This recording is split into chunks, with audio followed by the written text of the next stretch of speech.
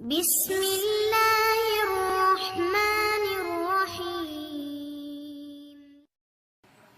Memandang guru itu bukan sekedar yang mengajarkan kurikulum, tapi guru asy-syaikh al-muallim al-ustaz hum warathatun nabi sallallahu alaihi wasallam. Merekalah pewaris-pewaris Rasulullah sallallahu alaihi wasallam. Maka saya sampaikan salam hormat yang terdalam, tertinggi kepada Romo Kiai Nur Khalis Misbah.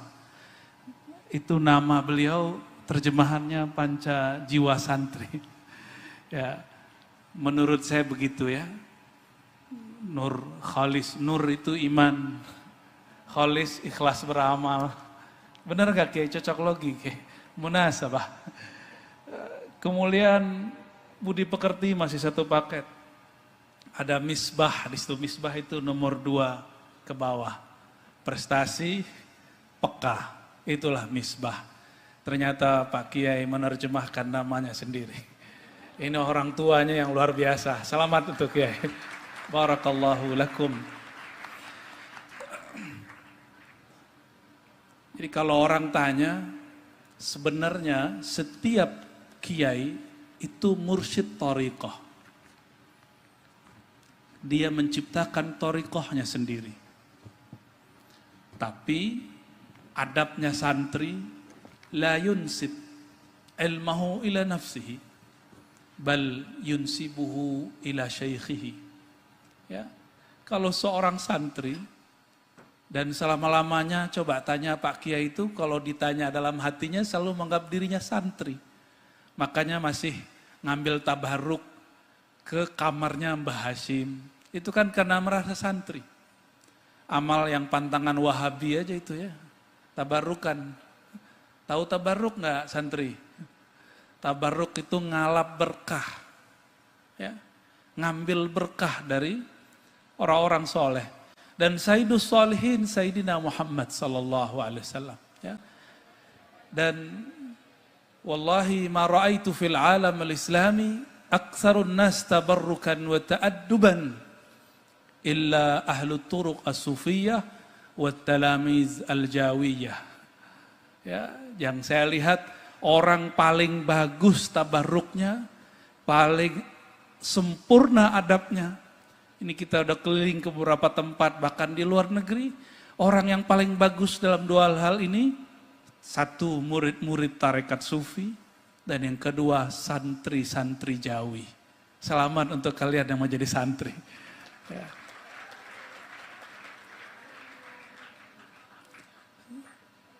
Saya telat jadi santri Jawa, pas udah kuliah baru nyantri. Dulu nyantri, kita nggak disebut santri kalau di Sumatera Barat. Kami disebut murid aja, orang siak gitu nyebutnya.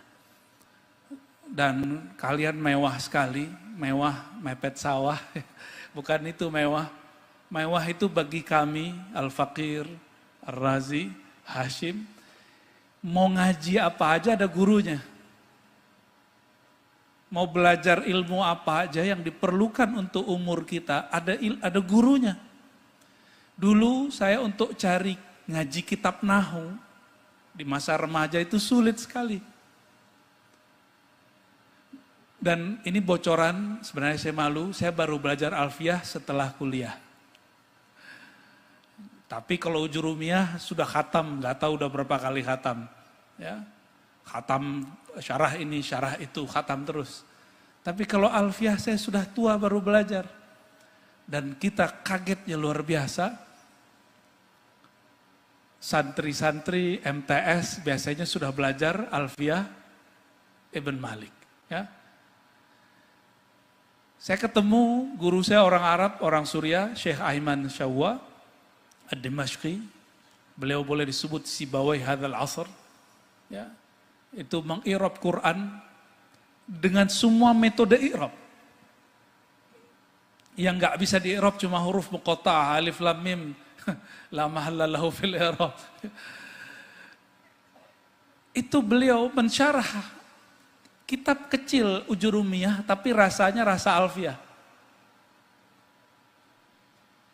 Ternyata kitab itu nggak penting amat besar atau kecil, yang penting siapa gurunya.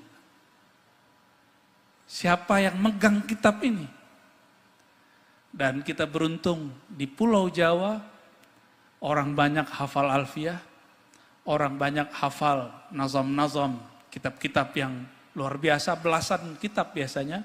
Saya nggak tahu di sini ada hafalan nazam. Hafalan nazam apa yang paling hafal? Aqidatul Awam. Hafal Aqidatul Awam? Hafal? Oke. Baikuni hafal? Masya Allah. Baikuni saya hafal setelah kuliah. Kalian hafal umurnya berapa yang sudah hafal Baikuni? Berapa? 12? 12. Ini kalau MTS tuh berapa Kiai umurnya? 15. Cuma ini yang satu kalian yang gak punya. Ini tahaddus bin ni'mah. Menceritakan nikmat Allah, karena Allah mengatakan fahaddis, ceritakan. Di umur segitu saya sudah mengambil 3 thariqah sufi. Di umur kalian 15 tahun saya sudah ngambil Naqsyabandiyah, Samaniyah, Qadiriyah. Itu aja bedanya. Kalau kitab mungkin, kalau kita seumuran dulu kalian lebih alim. Tapi kalau jiwa mungkin saya bisa jamin aksaru itmi'nanan. Ya, saya lebih tenang daripada kalian, itu aja bedanya. Ya, dan ketenangan itu yang sampai hari ini terasa. Ternyata orang kalau tenang, dia fokus. Itulah yang disebut ulaikal ladzina hadahumullah. Itulah mereka yang Allah beri hidayah. Banyak orang alim, tapi Allah enggak beri dia hidayah. Maka Al-Imam Al-Faqih Ibn Hajar Al-Haytami mengkritisi Ibnu Taimiyah, Syekhul Islam Ibnu Taimiyah, dan muridnya Ibnu Qayyim yang menjadi dikritik di kalangan Nahdien dari awal berdiri sampai sekarang. Ya. Tapi beliau dikasih gelar oleh Syekh Yasin, Syekhul Islam. Oleh Abu Yasaid Muhammad pun disebut Syekhul Islam. Maka kita tidak masalah menyebut beliau Syekhul Islam. Apa kata Ibnu Hajar? Ibnu Hajar Al-Haytami dalam Fatwa Al-Hadithiyah, seingat saya ada ibarat, Addallahumallahu ala ilmin. Ini kritik, naqad ilmi min Ibn Hajar Al-Haytami. Dia mengkritik Ibnu Taimiyah dengan sebutan apa? Allah sesatkan dia, padahal dia berilmu. Walaupun saya tidak sepakat dengan kalam ini, tapi fakta itu ada. Adallahullahu ala ilmin itu ada. Diambil dari Quran. Ada orang-orang yang tersesat, padahal dia berilmu. Karena al-ilmu itu hanya di akal. Hanya di sini. Tapi kalau al-iman fil qulub. Dan coba lihat, jadi pilihannya Romo Kiai Ulul Albab ini sempurna. Sesuai dengan kata yang beliau sukai, kata sempurna. Dari tadi saya hitung kalimat sempurnanya banyak. Ya, jadi artinya beliau menginginkan sesuatu yang sempurna. Tapi yang maha sempurna hanyalah Allah Subhanahu wa ta'ala. Kenapa ada orang pinter? Iblis itu pinter gak? Pinter. Saking pinternya iblis. Iblis tahu kelemahan Sayyidina Adam. Apa kelemahan Sayyidina Adam? Sayyidatuna Hawa? Bukan. Kelemahan Sayyidina Adam bukan perempuan. Walaupun kelemahan yang jomblo-jomblo ini itu santri-santri perempuan ya. Kelemahan Sayyidina Adam bukan itu. Kelemahan sebenarnya Adam itu kelebihan beliau. Apa kelebihan Sayyidina Adam? Wa 'allama Adamal asma'a kullaha. Itu mumayyazah. Itu khususiyah Sayyidina Adam. Allah ajarkan Sayyidina Adam semua nama. Kita kalau sudah tahu rahasia nama, siapa yang punya nama, kita pasti hormat dengan orangnya.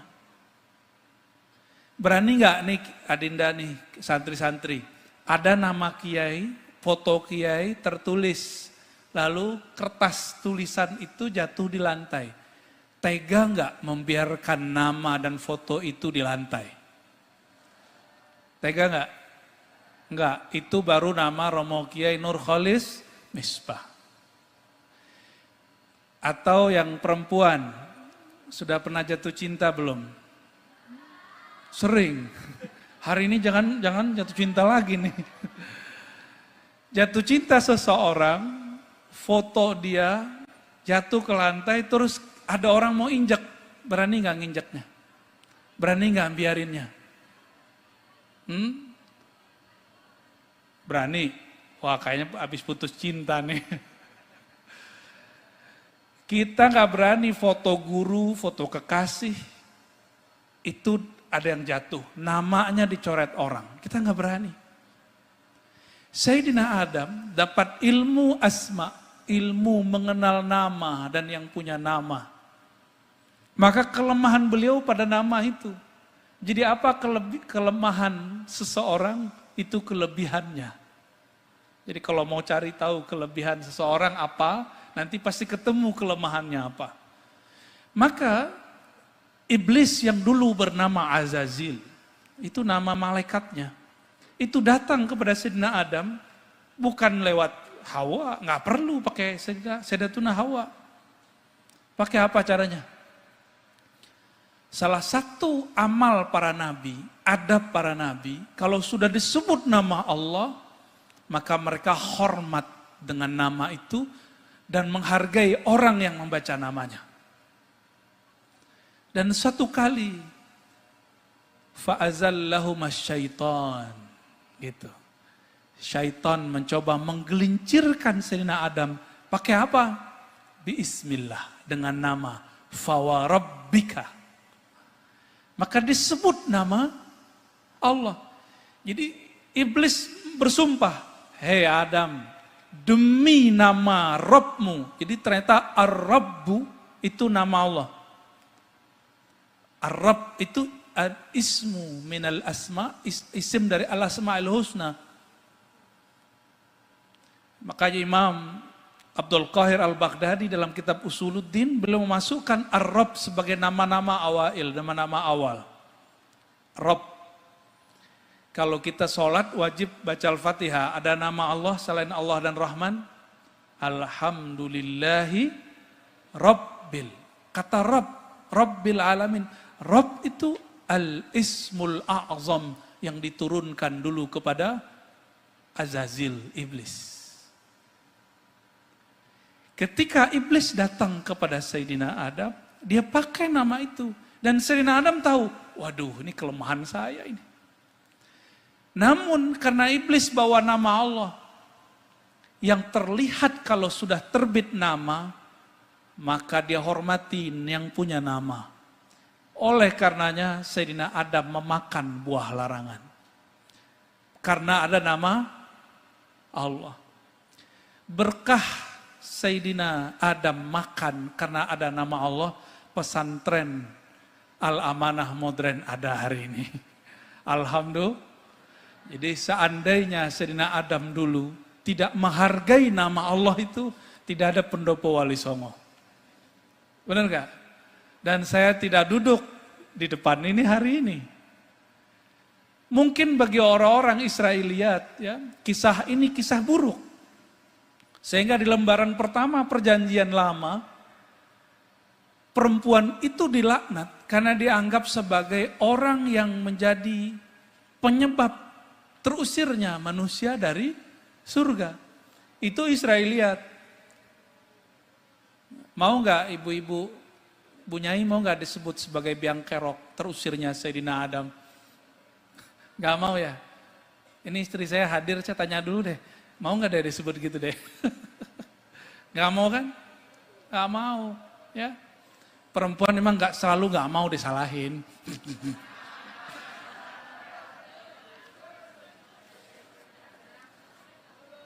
Kalau perempuan, ini rahasia kita nih yang cowok-cowok yang lanang-lanang ya. Biar mereka nggak dengar ataupun dengar sama aja ya. Perempuan itu selalu benar. Jadi kalau ada perempuan apa baca aja, Shadaqallahul Azim, Shadaqallahul Azim.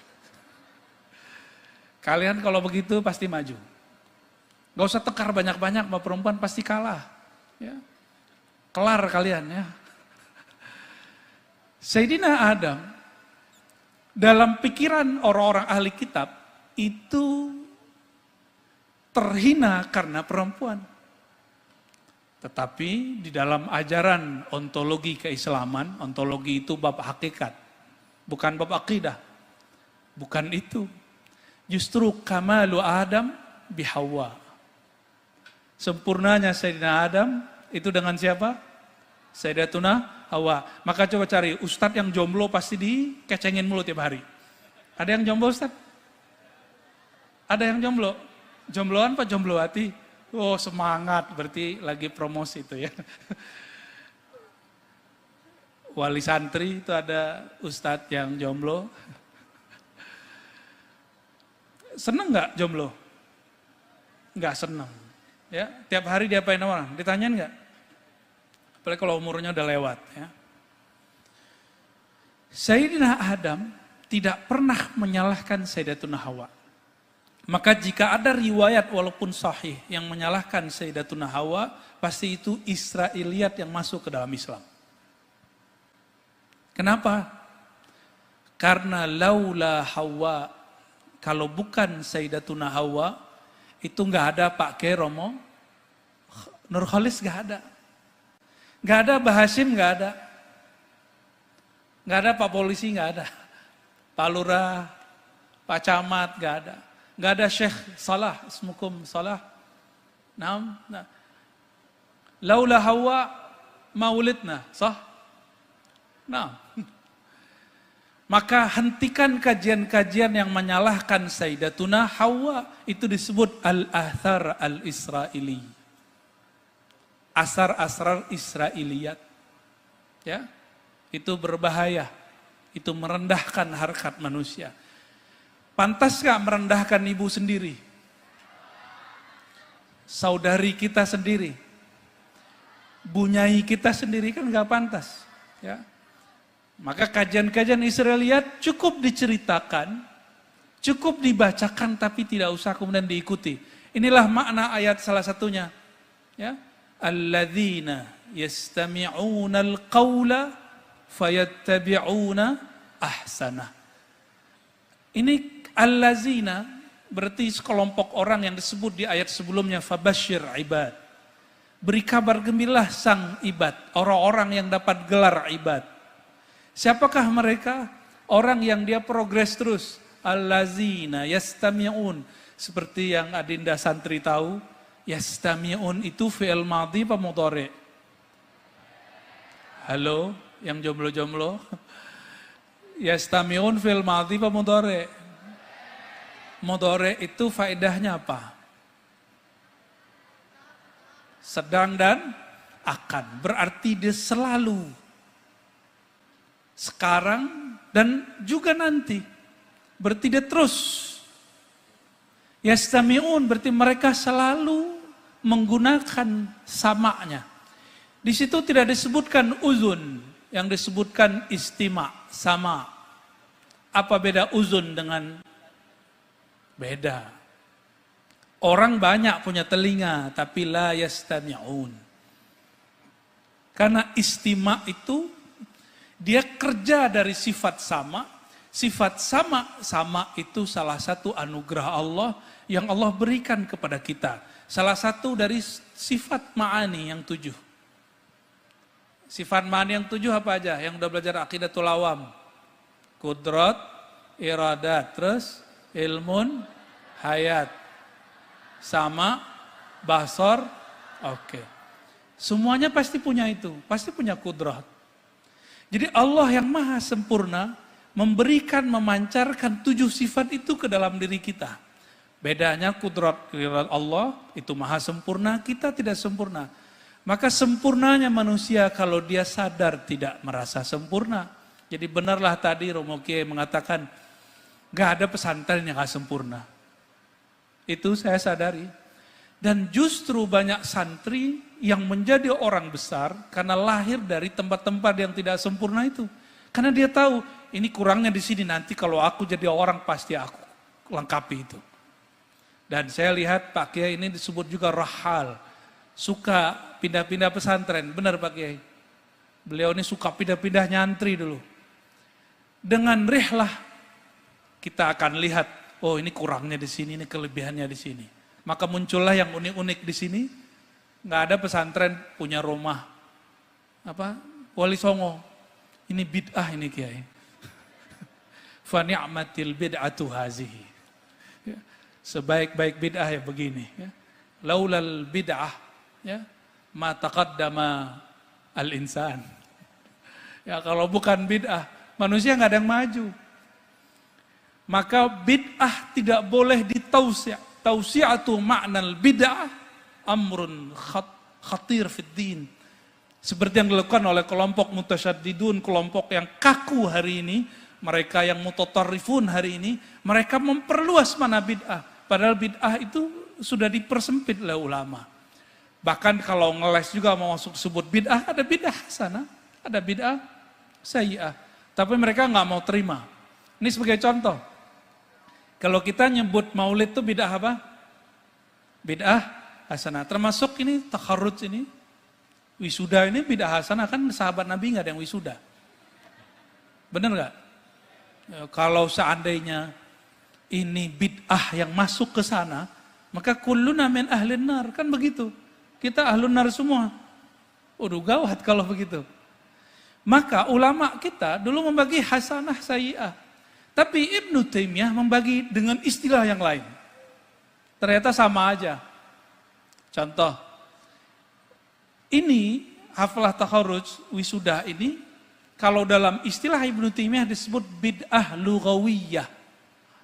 Dalam kitab Iqtida Shiratal Mustaqim dia menyebut, jadi ada sesuatu yang baru, tidak bertentangan dengan Quran, tidak bertentangan dengan sunnah, tidak bertentangan dengan hukum Islam. Disebut oleh Ibnu Taimiyah apa? Bid'ah lughawi. Secara bahasa bid'ah. Al-bid'ah lughawiyah hiya nafsul bid'ah hasanah. Jadi sebenarnya titik temu antara Wahabi dan NU itu bisa. Kalau mau, cuma mereka nggak mau. Jadi dan saya berharap semoga di pesantren ini ada kajian-kajian progres ke sana. Amin ya Rabbal. Capek kita ngelihat orang NU tengkar mulu sama Wahabi. Capek saya. Ya. Saya dulu salah satu fighternya. Orang yang selalu hampir tiap hari kajiannya intiqat al-wahabiyah radul al-ikhlas ta'ibna. Ya. Udah capek. Ternyata sesuatu yang nggak capek itu apa? Makan.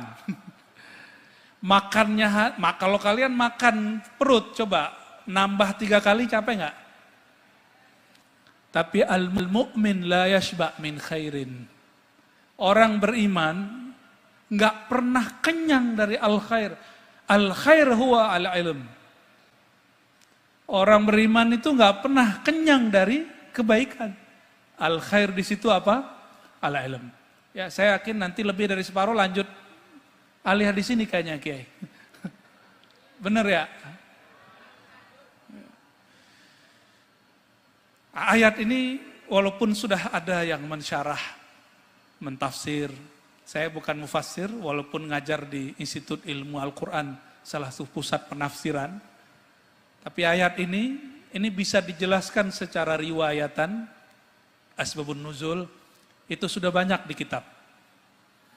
Bisa secara akliyah, itu sudah ada di kitab Fakhruddin Ar-Razi. Yang jarang itu orang bahas secara zauqiyah, secara rasa, secara qalbiyah, secara qalbu. Jadi ayat ini,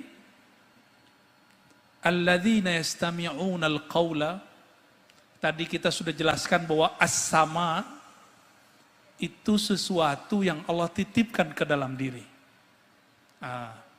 Kapan orang-orang ini mampu mendengar, lalu fayattabi'una ahsana. Itu kalau mengikut kepada hadis Sahih Bukhari, la yazalu abdi yataqarrabu ilayya bin nawafil. Ya. Senantiasalah hambaku mendekatkan dirinya kepadaku dengan nawafil, amal tambahan. Tapi sebelumnya, Dalam hadis qudsi itu Allah mengatakan, sesuatu yang Allah paling suka dari hamba, dia mendekatkan diri dengan sesuatu yang iftaratuhu alaih, yang aku wajibkan kepadanya. Wajib menurut ahli fikih apa? Sholat. Sholat 5 waktu wajib nggak? Wajib. Tapi wajib dalam ilmu rohani lain lagi. Toh ada orang yang sholat tapi celaka, surat Al-Ma'un. Betul? Ayatnya apa? Fawailul. Dia sholat tapi celaka. Terus apa kewajiban yang belum ditunaikan orang ini sehingga dia masih celaka? Maka Imam Nawawi dalam kitab Lataiful Minan, ini beliau tokoh wali dalam Thariqat Syaziliyah, kata beliau, al-fardu itu 2. Ada fardu secara zahir, ada fardu secara batin. Fardu secara zahir, wudu, sholat, umroh, haji, zakat. Apa fardu secara batin? Itu yang disebut, yang sering kita baca kalau mau tahlilan. Fa'alam annahu la ilaha illallah. Apa kata beliau?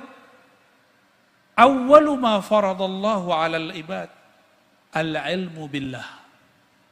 Nah ini pegang-pegang nih adik-adik santri. Kajian-kajian, beban-beban pelajaran yang diberikan kepada kalian jangan sampai membuat melenceng dari tujuan yang ini. Surat Muhammad ayat 19, fa'lam. Yang pertama kali yang diwajibkan manusia yang Allah jatuh cinta kepada siapapun yang menjalaninya, al-ilmu billah. Ilmu tentang Allah subhanahu wa ta'ala. Maka orang tua, wali, santri, mohon maaf. Mungkin ada yang berniat masukin anak ke pesantren Romo Kiai Nur Khalis ini supaya anaknya nanti santri tapi bisa bisnis. Santri tapi bisa jadi pejabat.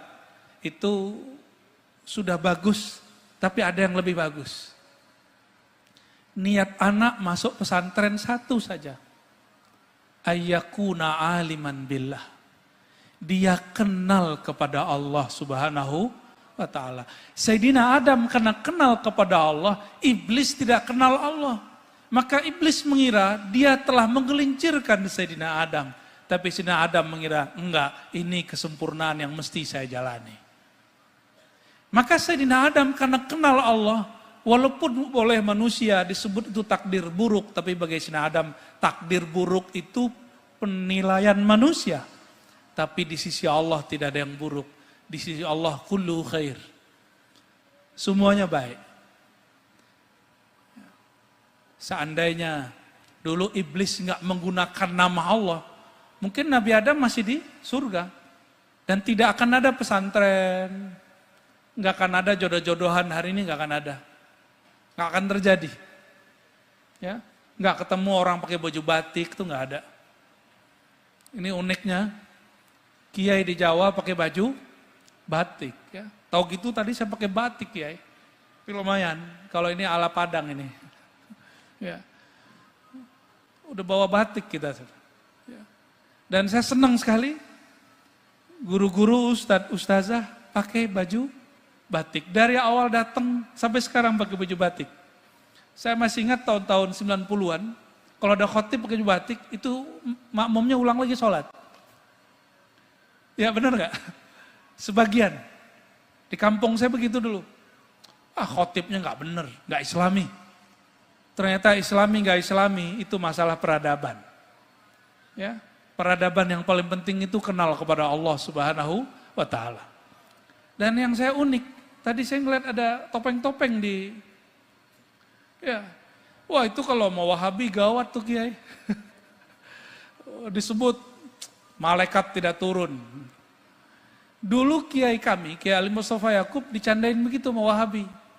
Nggak turun gimana, itu orang banyak patung di rumahnya mati juga kata beliau. Kami bingung, belum connect, masih loading. Ada orang banyak patung di rumahnya mati juga. Baru malaikat maut juga tetap gak takut tuh sama patung. Masuk juga ke rumah yang ada patung dan gambar.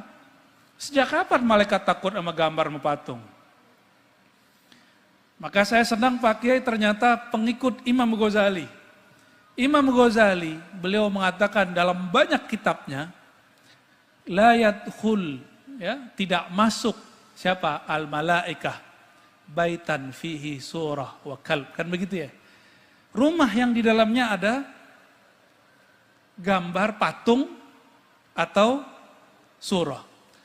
Ini hadis. Kalau dibaca parsial satu-satu, betul. Nanti semua gambar, semua patung, semua seni haram.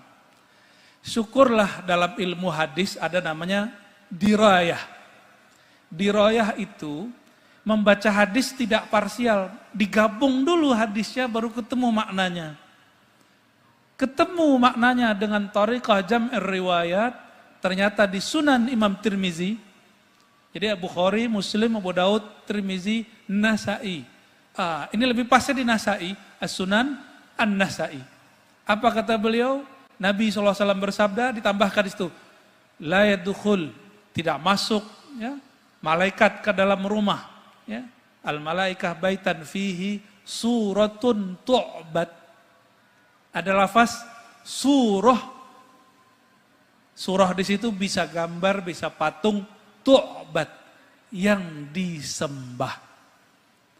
Maka kalau ada lihat Pak Kiai naro topeng-topeng, mungkin kepala banteng, apa, disembah nggak Pak Kiai? Masa Kiai nyembah patung kan nggak mungkin. Aqidatul Awam aja beres. Nggak mungkin. Jadi kekhawatiran orang-orang yang baca hadis ini, karena mereka membaca hadis tidak syumuliyah, tidak komprehensif. Inilah yang membuat ustadz sama ustadz tengkar, kiai sama kiai saling hujat. Sekarang lagi rame masalah habaib sama asyraf. Itu juga masalah yang sama, karena membaca tidak utuh. Oknum-oknum ini kemudian bertengkar. Sudah ada yang pakai pedang-pedang segala di video. Kan gak pantas begitu. Kalau benar mereka zuriat Nabi SAW, ngapain begitu berebut-rebut nasab? Ya, kita doakan mereka cepat-cepat islah. Ya, innamal mu'minuna ikhwah, orang beriman itu bersaudara, apalagi zuriat Abul Mukminin, Ummul Mukminin, keturunannya, bapaknya orang beriman, Sayyidina Muhammad SAW. Ya. Ayat ini, yastami'unal qawla, kalau mendengarnya cuma dengan ini, belum mendengar dengan yang disebutkan di hadis qudsi. Apa itu? Mendengarnya orang yang sudah dicintai Allah. Jadi ada satu bab di sini, yastami'una al-qawla, itu dengan cara bil mahabbah. Kenapa? Di hadis itu dikatakan, la yazalu abdi yataqarrabu ilayya bin nawafil hatta uhibbahu. Ya. Fa iza ahbabtuhu kuntu sam'ahu alladhi yasma'u bi. Ini kalimat mahabbah. Al-mahabbatu miftahul walayah. Cinta itu kunci orang jadi wali. Maka jadi wali gak mesti yang juara hari ini. Imam Sya'rani menyebutkan ada pemaksiat, bertahun-tahun maksiat, ketemu seorang syekh waliullah diajar dan kemudian dia cinta kepada Rasul, keluar dari bimbingan beliau gak nyampe sebulan, asbaha waliyan. Bisa jadi wali. Karena wali itu cukup cinta. Tapi jadi orang alim, al-ilmu bita'allum. Ilmu mesti berguru, kalau jadi wali enggak. Jadi wali cukup cinta. Beda enggak? Pesantren itu mendidik murid menjadi orang yang muta'allimin, mu'allimin. Maka Adinda ini kalau cerita tentang wali, jangan kebablasan. Wali-wali itu kadang-kadang enggak perlu ngaji. Kenapa? Dia ngaji di dimensi yang lain. Dia ngaji di alam lain. Tapi kalau al-ilmu, kata Imam Al-Bukhari dalam Sahih Bukhari, al-ilmu bita'allum, menukil dari hadis Nabi SAW. Ilmu mesti bita'allum. Tapi kalau al-walayah, itu dengan bil mahabbah. Tapi mahabbah pun mesti dengan satu bab, bil ma'rifah. Mesti mengenal.